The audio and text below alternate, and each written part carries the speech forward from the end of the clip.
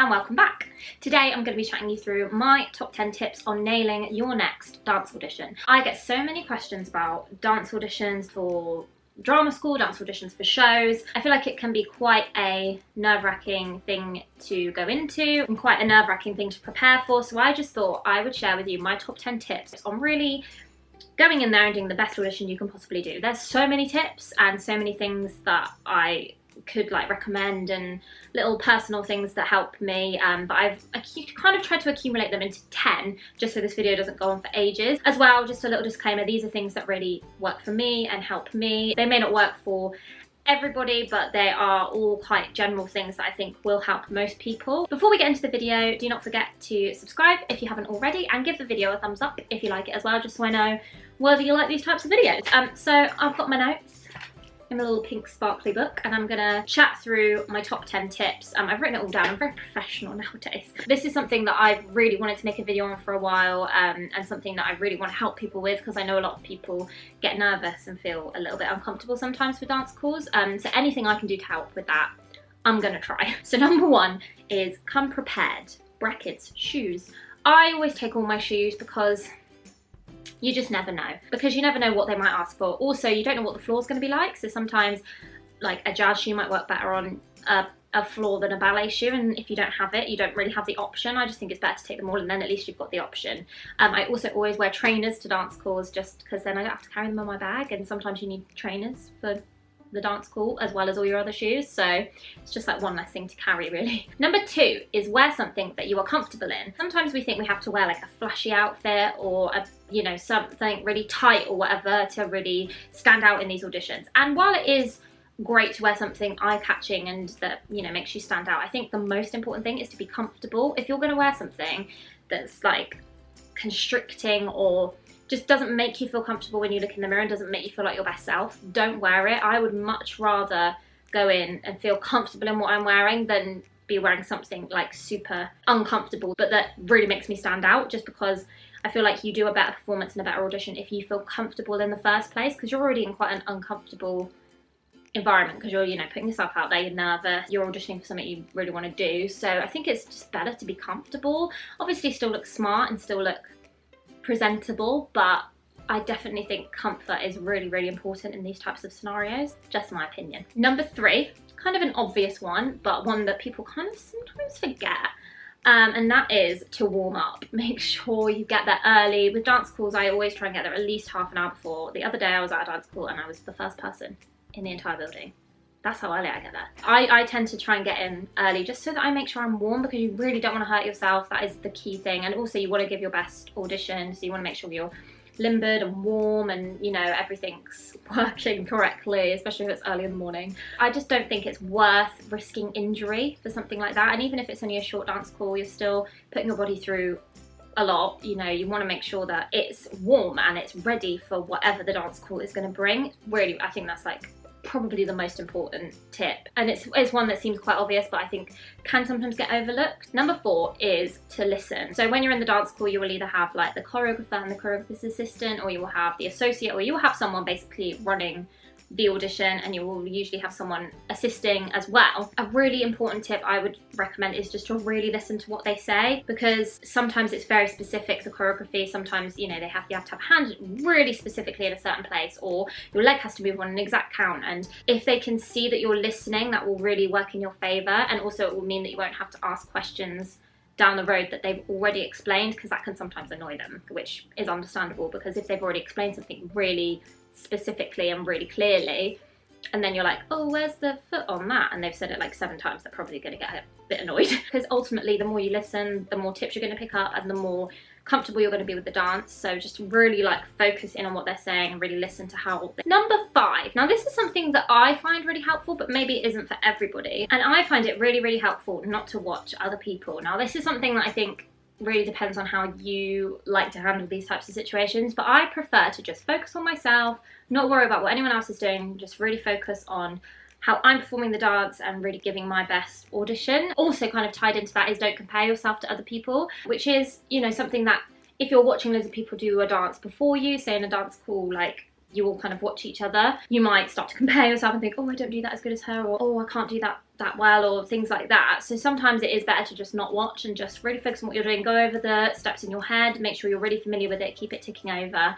and just focus on yourself, because at the end of the day you're auditioning yourself and that's what you need to be focusing on. That's just something that I find helpful. I don't really know why, I've always done that and it seems to really help me. Number 6, if in doubt, give it face. That's actually what I've written. Basically what I mean by that is, say for example, it's more with things like tap.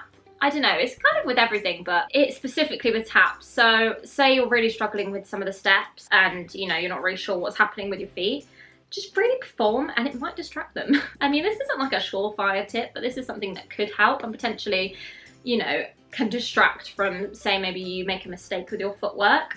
Also I think even like not with tap, with other things, if you really put performance into them, say you don't feel as comfortable with the steps, but you're really performing and really characterizing the dance and how the character is meant to be performing the dance, they could really warm to that and really see potential in you and see that you can really become the character and perform the dance how they would like it performed. I don't think the steps are the be all and end all in the audition. It all happens so quickly that I really think if you are thinking, oh no, I haven't quite got it, just go for it and just perform it, and they'll forgive a few wrong steps if you're just really in the moment, if that makes sense. Number 7, spatial awareness. This is something that surprisingly, quite a lot of dancers don't really have spatial awareness. I don't have spatial awareness in normal life. I'm really bad at, like, when I'm driving my car, I can't tell if a gap I can actually fit through it or not, and Courtney always laughs at me because like really like a massive gap I'm like, oh, I can't get through it, and I definitely can, and then like a really tight gap and I'm like, wow. Yeah, my spatial awareness in my car isn't great, but when I'm dancing I really try to be aware of those around me. Sometimes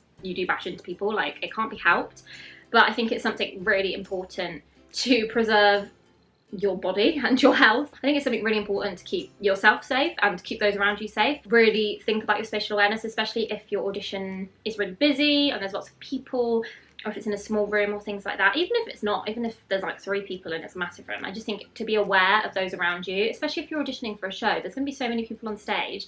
They're going to be looking for people who are aware and conscious of those around them, and I just think in terms of life anyway, that's a good way to go, because you have to have respect for your fellow humans and make sure that they're okay as well. And yeah, an audition is, you know, just for you and it's quite personal, but also you want to make sure everyone's okay and you're not like lumping someone in the face halfway through, because you know it's their audition too. So spatial awareness I think is really important. Number 8, pace yourself. You often learn the routine in stages and you might kind of repeat bits and then go on to the next bit, so you end up doing the routine quite a few times normally if the audition isn't really short.